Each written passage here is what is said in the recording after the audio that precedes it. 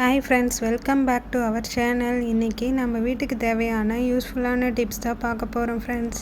அதிகமான வெப்பம் உள்ளே வராமல் தடுக்க டோர் கர்டைன் இல்லை பிளாங்கெட்டை இப்படி ஹேங்கராக விண்டோஸில் யூஸ் பண்ணலாம்.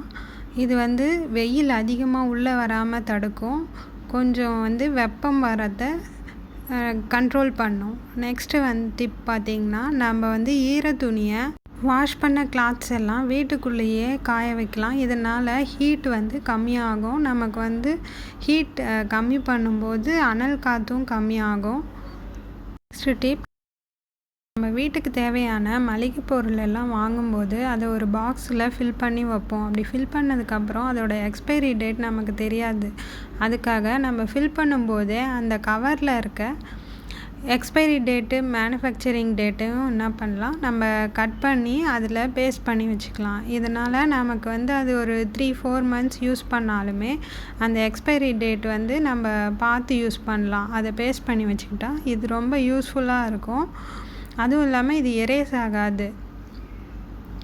இந்த டிப்பை ட்ரை பண்ணி பாருங்கள், ரொம்ப யூஸ்ஃபுல்லாக இருக்கும்.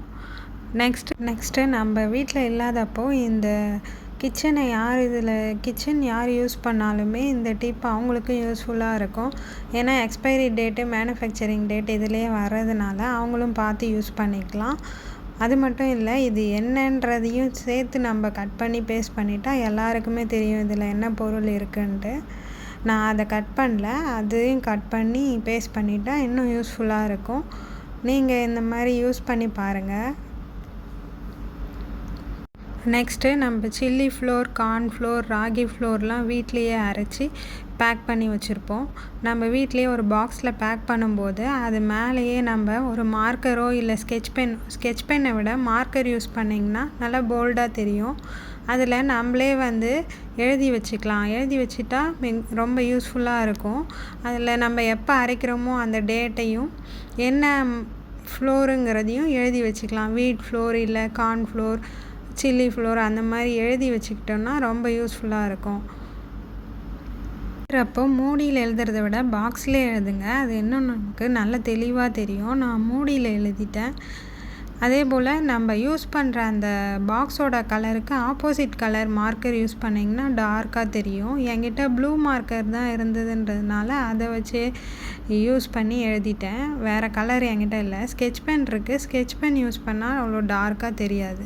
நெக்ஸ்ட்டு டிப், நம்ம அரிசியில் பூச்சிகள்லாம் வராமல் இருக்க வசம்பு போட்டு வைக்கலாம். வசம்பு இல்லைன்னா நம்ம வேப்பிலை இருக்கு இல்லையா, பச்சை வேப்பிலை, அப்படி இல்லைன்னா காஞ்ச மிளகாய், இது ரெண்டுமே அரிசியில் நடுவில் வச்சிட்டோம்னா பூச்சி வண்டுகள் வராமல் இருக்கும். டிப், நம்ம மஷ்ரூம்லாம் வாங்கினா அந்த பாக்ஸை வேஸ்ட்டாக தூக்கி போட்டுருவோம். அப்படி தூக்கி போடாமல் அதில் நம்ம வேஸ்ட்டான பேப்பர், வேஸ்ட்டு காட்டன் கிளாத்ஸ் அதில் வச்சுட்டு ஆயிலெல்லாம் நம்ம கிச்சனுக்கு யூஸ் பண்ணுவோம் இல்லையா, அதெல்லாம் அதில் ஸ்டோர் பண்ணி வச்சுக்கலாம். இதனால் கீழே ஆயிலெல்லாம் ஆகாமல் கிச்சன் நீட்டாக இருக்கும்.